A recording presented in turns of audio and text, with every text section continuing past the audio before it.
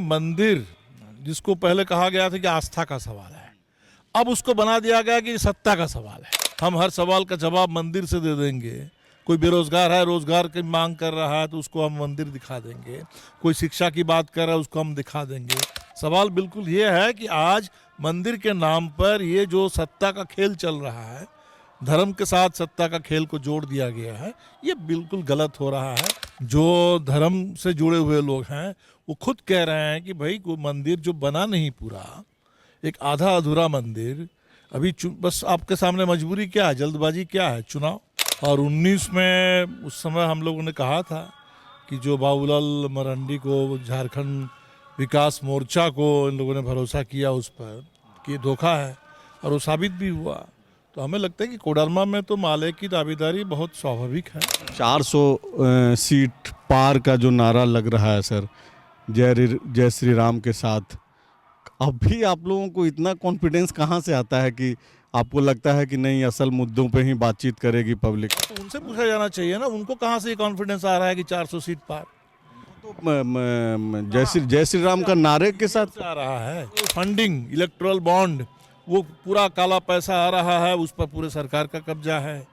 तो अगर ईवीएम पर भी सरकार, जनता का भरोसा नहीं होगा तो वो चुनाव की बात नहीं कर रहे हैं, वोट की बात नहीं कर रहे हैं, कहीं किसी और खेल की बात कर रहे हैं। सामने लोकसभा का चुनाव होना है और अभी इंडिया अलायंस में सीटों का बंटवारा तय नहीं हो पाया है। हालांकि बैठकों का दौर जो है वो जारी है। कुछ दिन पहले झारखंड मुक्ति मोर्चा के लोग भी दिल्ली गए थे, कांग्रेस के शीर्ष नेताओं से उन्होंने मुलाकात की, उस प्रतिनिधिमंडल ने, और झारखंड में किस तरीके से सीट शेयरिंग होगा उसको लेकर के बातचीत जो है प्रक्रिया में है। हमारे साथ दीपांकर भट्टाचार्य हैं, माले के सबसे वरिष्ठ लीडर हैं। सर, सबसे पहले तो आपका स्वागत है। और सर, सवाल मेरा ये है कि क्या झारखंड में कोडरमा को लेकर के जिस तरीके से दावेदारी आपकी पार्टी कर रही है, यहाँ पे आपकी कोई बातचीत हो पा रही है इंडिया अलायंस के नेताओं से? बिल्कुल, उसमें क्या, हमें लगता है कि दावेदारी माले को अलग से क्या करनी है। कोडरमा में वो स्थापित है।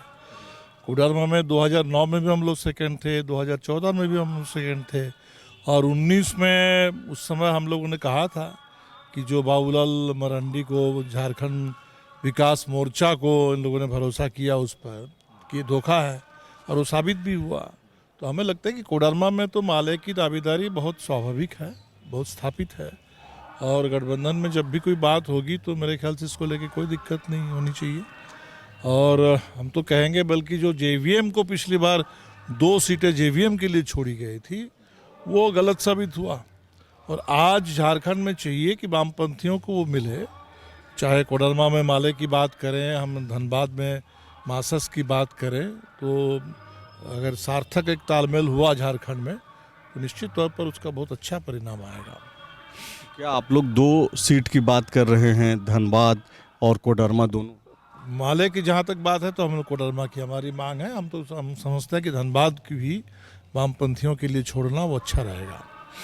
सीपीआई हजारीबाग की बात करने लगती है। सीपीआई की मांग हमें लगता है कि बहुत पुरानी है, अभी इस समय वो स्थिति नहीं है।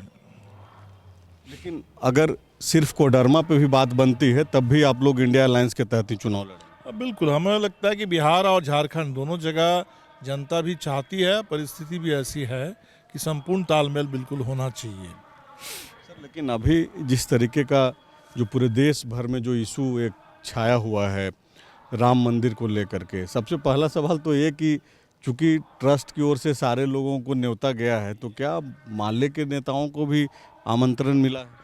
नहीं, हमें तो हमारी जहाँ तक जानकारी है, हमें आमंत्रण नहीं मिला। कहीं हमने पढ़ा कि राष्ट्रीय जो नेशनली रिकॉग्नाइज पार्टियों को बुलाया गया। सवाल वो नहीं है, सवाल ये है कि देश में जनता अब ये कह रही है कि मंदिर जिसको पहले कहा गया था कि आस्था का सवाल है, अब उसको बना दिया गया कि सत्ता का सवाल है। तो मंदिर को लेकर के जो सत्ता की राजनीति हो रही है, और ये जो धर्म और राजनीति का घालमेल है, पहले तो इस पर बहस हम ही लोग करते थे। अब पहली बार मैं देख रहा हूँ कि स्थिति यहाँ पहुँच गई है कि शंकराचार्यों को भी बोलना पड़ रहा है। जो धर्म से जुड़े हुए लोग हैं वो खुद कह रहे हैं कि भाई कोई मंदिर जो बना नहीं पूरा, एक आधा अधूरा मंदिर, अभी बस आपके सामने मजबूरी क्या है, जल्दबाजी क्या है, चुनाव। दूसरी बात है कि सुप्रीम कोर्ट ने कहा कि ट्रस्ट को दिया जाए, वहाँ मंदिर बने, ठीक है, तो सरकार से तो नहीं कहा था।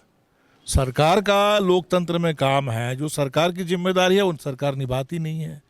जो पब्लिक सेक्टर की चीज़ें हैं उसका प्राइवेटाइजेशन हो रहा है।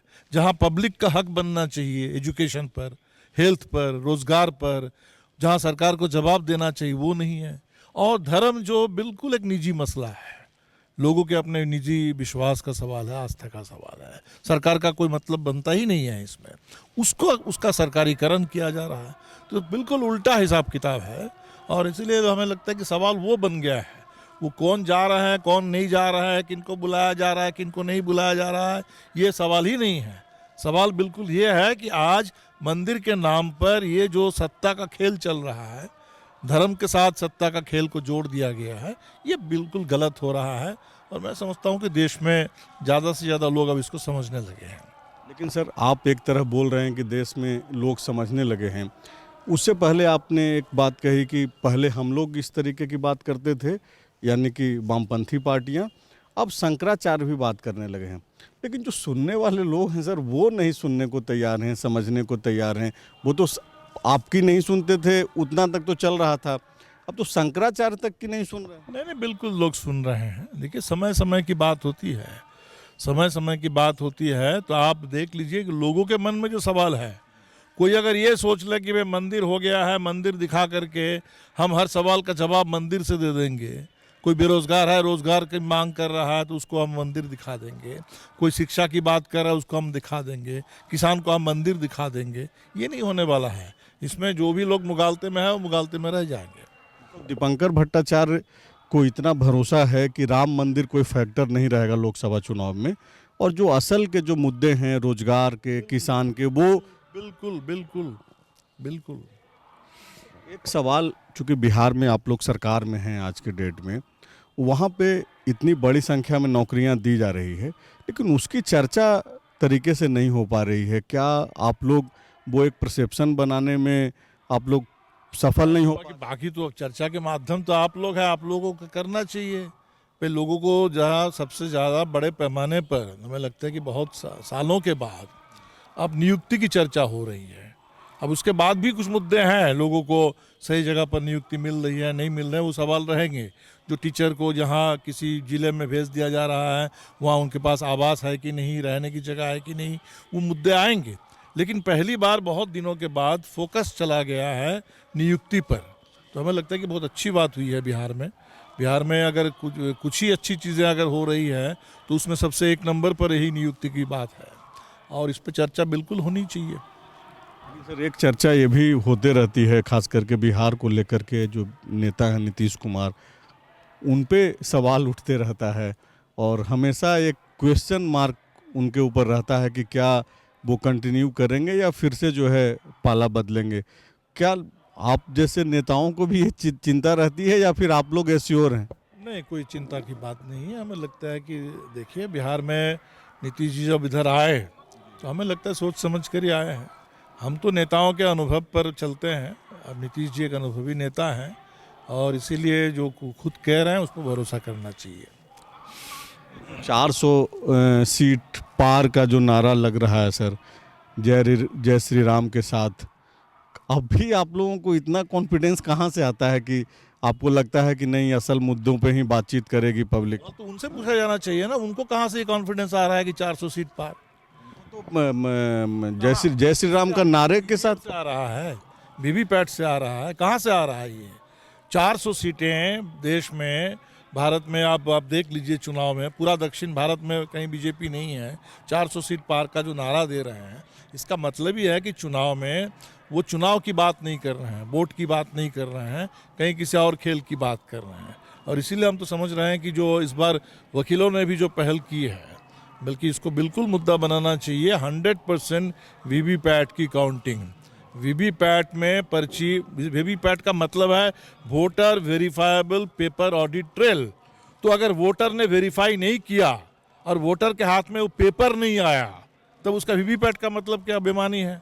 तो वीवीपैट काम करे, वीवीपैट की पर्ची वोटर को दिया जाए, उस पर्ची को वोटर देख करके संतुष्ट होकर के वो एक डब्बे में डाले, उसकी गिनती हो।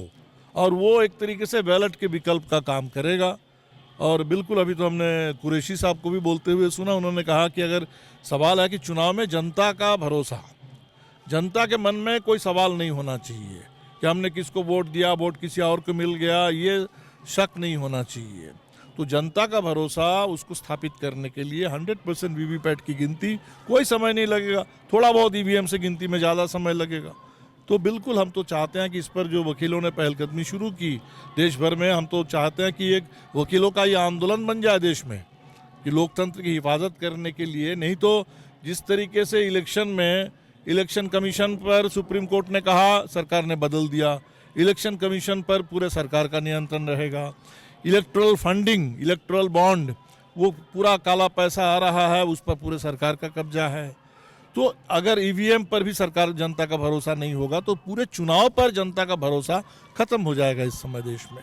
तो इसलिए ज़रूरी है कि वीवीपैट की पूरी काउंटिंग हो, उसके बाद तो जनता जनार्दन है, मालिक है, जहां वोट गया तो वोट लोगों को मिलेगा तो मिलेगा। आप जिस आंदोलन को वकीलों के माध्यम से बढ़ाना चाहते हैं, क्या इंडिया अलायंस के बाकी लोग चाहते हैं? वकील तो कर रहे हैं, हम लोग देख रहे हैं कि पहली बार पूरे सुप्रीम कोर्ट ने, कई वकीलों ने इस पर पहल की और जगह जगह मेरे पास जो खबर है कि वकील लोग इस पर कर रहे हैं। तो हम तो चाहते हैं कि शायद वकीलों का ही आंदोलन बन जाए तो अच्छा रहेगा देश के लिए। एक जो परसेप्शन जो क्रिएट हो रहा है कि इंडिया अलायंस के जो शीर्ष नेता हैं उनमें ही एकजुटता वाली बात वो दिखती नहीं है। भले ही आप मीडिया पे 100 क्वेश्चन कर सकते हैं, किया भी जाना चाहिए, लेकिन अभी देखिए कि अखिलेश यादव ने राहुल गांधी के जो भारत जोड़ो न्याय यात्रा शुरू हुआ उस पर उन्होंने क्वेश्चन उठाते हुए कहा कि इस यात्रा से अगर पहले सीट शेयरिंग की बात हो स्पष्ट हो जाती तो बाकी के नेता भी इसमें शामिल होते हैं।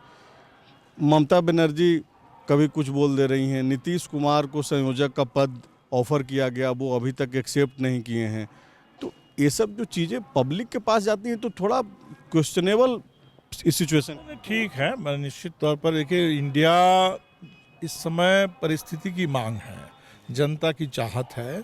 ज़रूर है कि उन्हें कोई नया गठबंधन बनता है, थोड़ा समय लगता है, कुछ सवाल होंगे। और जहां 28 पार्टियों को लेकर के बना है, अलग अलग विचारधारा की पार्टियां हैं, तो निश्चित तौर पर उसमें कोई ज़रूरी नहीं है कि 100% हर सवाल पर कोई एग्रीमेंट भी हो जाए। लेकिन हमें लगता है कि जो कोशिशें शुरू हुई है अच्छा है, वो मजबूत हो रही है और निश्चित तौर पर उसको अच्छा परिणाम मिलेगा। यात्रा शुरू हुई है, मेरे पास भी खरगे जी की चिट्ठी आई है, राहुल जी की भी चिट्ठी आई है, हम लोग भी कहीं इस यात्रा में शामिल होंगे, हमारी पूरी शुभकामना है। यात्रा के जरिए जो मुद्दे पहले भी भारत जोड़ो यात्रा में उठे थे और आज भी उठ रहे हैं, हमें लगता है कि मुद्दों को उठाना भी बहुत ज़रूरी है और हमारी कोशिश ये होगी कि चुनाव जनता के मुद्दों पर ही लड़ा जाए और जनता अपना फैसला सुनाए। आखिरी सवाल सर फिर से झारखंड से संबंधित और कोडरमा सीट से ही संबंधित है कि आपकी मतलब आप ये स्पष्ट अपने खास करके जो माले के जो यहाँ पे जो कार्यकर्ता हैं, समर्थक हैं, उनको आप एश्योर कर रहे हैं कि कोडरमा को लेकर के आप लड़ाई लड़ रहे हैं इंडिया अलायंस के भीतर और कोडरमा मिलेगा माले को ही? नहीं, हमें लगता है कि उसमें लड़ने का क्या है, ये बहुत स्थापित बात है। कोडरमा को लेकर के इसमें कोई दूसरा सवाल हमें नहीं लगता कि दूसरे किसी सवाल की कोई गुंजाइश है, इसलिए हमारे किसी को एश्योर करने की कोई बात नहीं है। माले के एक एक कार्यकर्ता इसको लेकर के बिल्कुल तय है और लोग तैयारी कर रहे हैं और हमें लगता है कि माले ही है जिसके माध्यम से इंडिया गठबंधन को पूरे कोडरमा में जीत मिल सकती है। शुक्रिया सर बातचीत। The followup.in. Like, share, and subscribe.